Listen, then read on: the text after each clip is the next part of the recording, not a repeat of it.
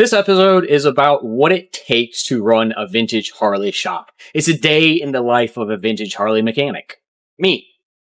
This is about what it takes to make butt crack cycles happen, both as a small business and as a YouTube channel. Kind of peeling back the layers, pulling back the curtain, a behind-the-scenes look at my day-to-day existence working on these old Harleys.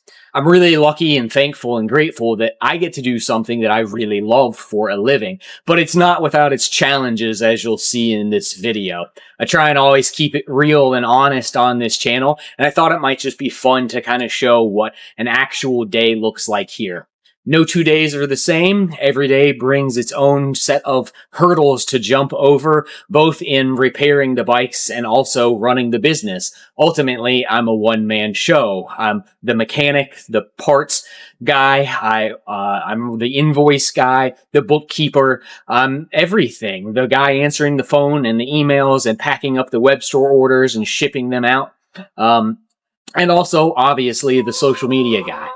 So there are a lot of hats that I wear on any given day. I thought it might be fun to bring y'all along for one of those days with me. Finally, if you're interested in just keeping up with me and what I'm doing, obviously here on YouTube is a wonderful place to do so. And if you're watching this video and you're not subscribed, well, it'd be cool if you did. If you don't want to follow me on YouTube, though, you can always follow me on Instagram. And now, for the very first time ever, I actually have a Facebook page.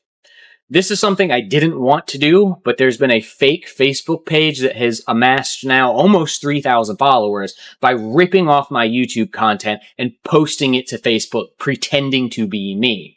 This is causing issues. I'm getting phone calls and text messages and emails and YouTube comments from people who are confused because they see what they think is me posting on Facebook, and it is not.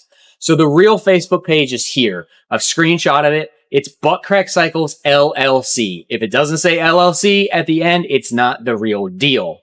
I'm actually going to put a pinned comment in the comment section of this video with a direct link to that page. So I will ask you, if you want to follow me on Facebook, follow me there at Butt Crack Cycles LLC. If you are currently following the fake Butt Crack Cycles Facebook page, unfollow them and report them. If enough of us report the fake page, hopefully Facebook will actually take it down. Finally, if there's any question about if the page is real or fake, click on the About tab. The real page, my page, has my email address linked, it has my website linked, and most importantly, it has a social media link, which sends you here to my YouTube channel. It is what Facebook calls a certified link or a verified link, wherein I had to log in to my YouTube account with the credentials that only I have. You'll know then that you're on the right page if the About page has the certified or verified YouTube channel link. So, with all of that out of the way, thanks for being here. Thanks for watching. I hope you enjoy this day in the life of a guy keeping old Harleys on the road. Most days I roll out of bed somewhere between 5:30 and 6 o'clock. Kind of being lazy since the summertime, so don't have to get up too early to take Kenneth to school. Anyways, get out of the bed, go take care of all the morning bathroom routines and get dressed in some work clothes. Get Kenneth's lunch for the YMCA. He goes to the Y in the summer. Move the cat off the freezer so that I can get an ice pack for Kenneth's lunch box. And then me and Kenny are out the door. It's about 6:45 now, and we're headed into town to go to the Y. Nice morning on this particular morning. But boy, it was going to be hot. This has been a hot, rough summer. Anyways, we climb into the old F350 and fire up the old 7.3 and head on into town. A lot of times I will drop Kenneth off and then go run errands and pick up little parts or shop supplies or things while I'm already in town to cut down on the number of trips that I have to make. And that was the case on this particular day. I had to go by O'Reilly's to get a battery for a Shovelhead that I'm working on, but they don't open until 7:30. So what I usually do on days like this is just sit in the truck and catch up on YouTube comments and emails and Instagram messages and things like that. Anyways, they opened up, went inside, grabbed my battery, and headed back home. Made myself a little bit of breakfast, coffee and a bagel. I really don't eat much, and then it's time to finally open up the shop. It's probably about I don't know, 8 o'clock at this point in time now. I usually get out into the shop at 8. You can see here that I have more bikes than I know what to do with. I'm extremely busy right now, and in order for me to actually work, I need to move some stuff around. But first, I will go ahead and put the battery in the Shovelhead, hook it up, and then put the battery charger on it. I have found even brand new batteries can stand for a little bit of charging. So while that battery is charging, open up the shop doors and start moving bikes. The blue bike, the Ironhead, ended up going outside. I moved Tiffany's Honda, I moved the raffle bike, moved a few other things around, and then fire up the infernal big stand fan, which now will be the constant hum that you'll hear in the background. Remember that I actually am supposed to eat my breakfast instead of leaving it on the workbench like I often do, and then grab some spark plugs to put into that Shovelhead. Again, I like to try and just, find little small things to do while a battery is charging. Hooking up a gas jug to this thing. This is a fresh engine build. It's an oil pump, cam chest redo, cylinder heads, pistons, cylinders have been honed, and I needed to crank this thing up and heat cycle it. The reason I'm kickstarting this is because this bike was giving me some troubles with the electric starter. The old battery was so weak that it hung the starter solenoid and would not disengage it. They'll do that on these Shovelheads if the battery voltage gets too low, and it ended up frying that solenoid. I had another solenoid to put on, and that's why I put the new battery in it, but I figured I'd just kick this thing, but as you can see, that was not happening. So I went and yanked the solenoid off. And here we are taking that one off and replacing it with another one. I actually took the old one apart, and indeed the contacts were welded together.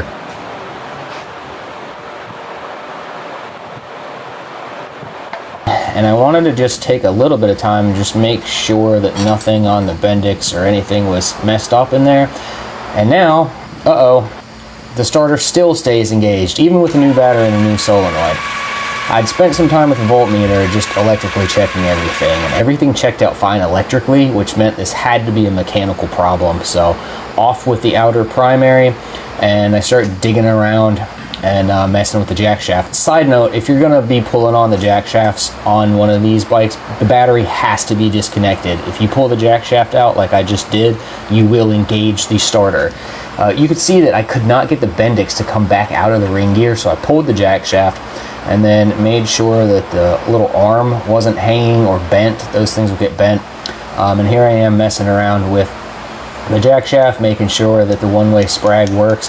This sprag felt really, really rough in one direction, so I ended up replacing it, and you can see that did the trick. I now have a Bendix that will retract out of the ring gear and a starter that's functioning properly.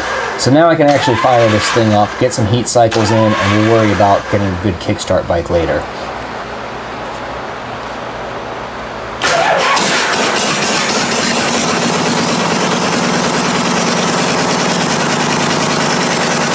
So in these clips here, I'm just running this thing at a higher RPM. That's what S&S suggests. These are S&S cylinder heads. That's their sort of break-in procedure, is multiple, like 12 to 1500 RPM runs, increasing length as you go. I will note, if you think this bike sounds funny, it's because it has these really restrictive, goofy baffles in. They're eventually coming out, but for now I left them in order to try and hear the engine better. So while letting it cool down after the first heat cycle, I tried to take a smoke break. Ended up with a bum lighter, threw that one in the trash, got a good lighter, and then partook in some good American pipe tobacco. I went ahead and went inside. It was roughly lunchtime by this point in time. That's usually when I do things like catch up on web store orders. So not too many to do on this particular day, but I had some stickers and some patches to ship out. So address and stamp and seal all of my web store orders, mark them as fulfilled on my Shopify, and go walk them down to the mailbox and send them out to my customers. So thanks everybody who supports me. Anyways, scarfed down a very small lunch, just a salad today. And then again, a little bit of cell phone time when you can see I'm checking like YouTube comments and stuff, and yeah, like a 15-minute lunch break. And then it's back outside for another heat cycle of that Shovelhead engine. This is heat cycle number 2. And you can see that I'm playing with the carburetor and looking around with the flashlight, just making sure we don't have any oil leaks and that everything looks good and that everything's happy.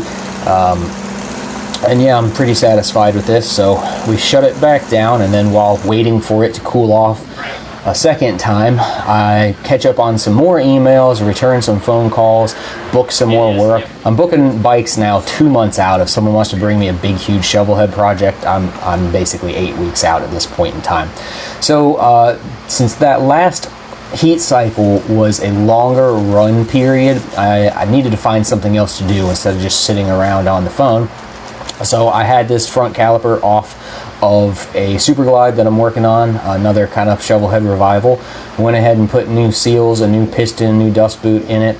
I had cleaned this piston, or rather this caliper, out. It was really, really nasty. Y'all will see this bike on a future episode. Been slowly plugging away at this thing over the last 5 or 6 weeks or so.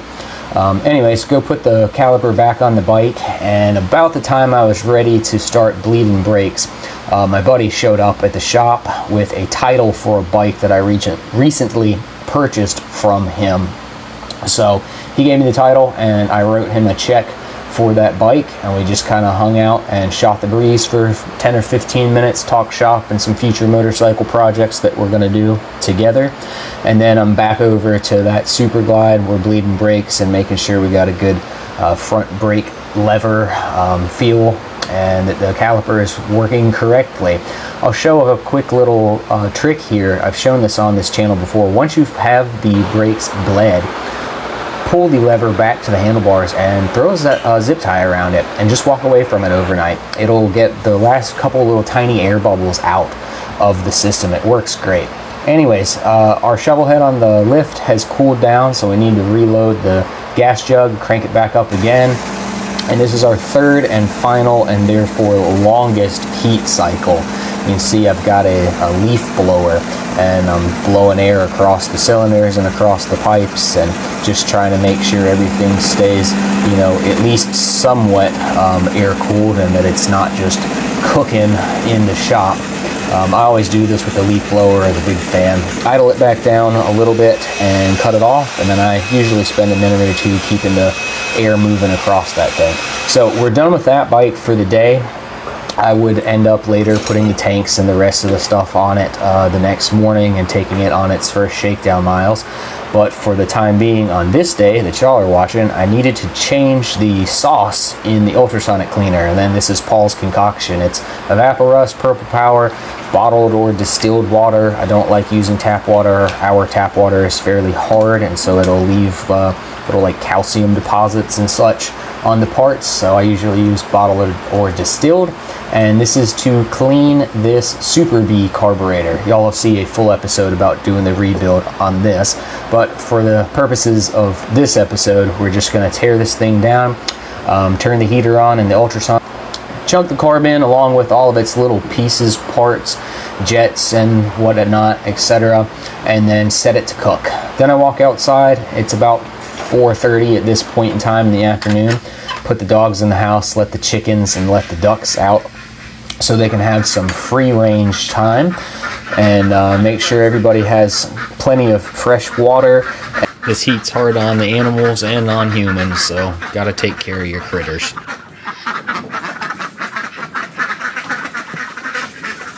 And feed them. It's their favorite time of day. Everybody likes to eat, right? Yeah. So with that carburetor cooking and the chickens and ducks happy, grab a handful of snacks, go fire up the old 7.3 again, and put her back in the wind. We're going back into town. Like I said, we're closing in on 5 o'clock now, which is usually when I go pick Kenny up from the YMCA. So I grab him and we come home. We spend a few minutes doing some household chores, taking the clean dishes out of the dishwasher and putting dirty ones back in it. Kenny wanted to watch some of the FIFA World Cup, so he had him a little banana on the couch and watched a soccer game. And while he did that, I went and sat down in my office and caught up on even more emails. Y'all would be perhaps surprised at how many emails I get. This one I'm responding to like a creator brand affiliate program with a motorcycle clothing company. Y'all will see some more information about that soon. Anyways, now it's probably close to about 6 or 6:15 in the evening, so Kenneth and I walk back out to the shop and flip the carburetor over and cook it some more in the ultrasonic. You can already see it's coming out really nice. Got some parts in the mail. Opened those up. This is the exhaust bracket for the raffle bike and needed to put that on. I'd mentioned in the video about the raffle bike it was missing an exhaust bracket. So took that over to that bike and put it on there. That way it's ready to go for its new owner, the winner of it. And kicked her over, fired her up, made sure that the exhaust wasn't bouncing or shaking, and everything looked good. So I shut down the raffle bike and just made sure everything was tight on the exhaust bracket. No issues there. This is a pretty cool bike. I'm pretty excited to see where this goes. I've been in touch with the winner, and we're arranging getting it to him and some more work before it goes to him. Kenny's here in the shop as usual, showing off some sports cars he traded for at the YMCA. He's being a little ham, a little goofball, but I love him. So then he and I started walking back to the house, spent a little bit of time hanging out with the girls, with the hens, chickens and ducks and stuff. And then it's time for dinner. I'm being lazy tonight, just making a frozen pizza for me and Kenny. We're just two dudes, so a little bit of pizza is all we really need. Not a gourmet chef, but I do like to cook, but sometimes, you know, frozen pizza is the move, especially now at this point in time. It's roughly 7 o'clock at night. So Kenny and I had our dinner and watched a little TV. I sent Kenneth to the bathroom to take a shower because he's a stinky boy just like me. And I walked back out to the shop to close things up for the night. This is kind of my evening ritual, is shut the doors to the shop and then go lock up the chickens and lock up the ducks, do a head count, make sure everyone is present and accounted for. And then I'll often find myself sitting back in the shop, a lot of times having a little small pipe, catching up maybe on some paperwork. I keep paper books in the shop and then eventually translate them into my digital books. The dogs usually always follow me out to the shop for that last closing of the shop. It's kind of, like I said, like an evening ritual, just some quiet, alone time with the puppy dogs, and you know, it's nice. It's a nice place to be. I spend a lot of time in the shop. Anyways, before I pack things up for good, I flip the carburetor over one more time in the ultrasonic cleaner. I really need to get a bigger one, but this small one works fine for now. And then turn that thing back on. I really like that ultrasonic cleaner. So, gather up both of the dogs. Hank is that yellow husky laying in the floor. And turn off the fan. And call Lily. Lily's the big black lab that you're about to see in the next clip. Let's go. And get the both of them, and we come into the house, and that's it for the shop for this evening. Roughly 9:15 at night at this point in time, and the shop goes to sleep. I have a little night light that I leave on out there. That way any mice who happen to be in the shop have a nice warm glow to be chewing up wiring harnesses on. I'm kidding. Haven't had any mice out there yet. Anyways, walk back inside and sit down to do a little bit more computer work after I've put Kenneth to bed. Put my memory card from my camera in the computer and start just kind of sorting through clips that I want to add to an episode that I'm working on, and then export the clips from the memory card onto my computer so that I'll have them fresh in a folder to edit on another day. And that wraps things up. Roughly 10 o'clock at night, and I'm ready for a shower and ready for bed. So that's it. That's a day in Paul's life, a day in the life of Butt Crack Cycles. That's what it takes to make this all happen. Hope you all enjoyed watching this. Hope you enjoyed this format. We'll see you on another episode. Bye.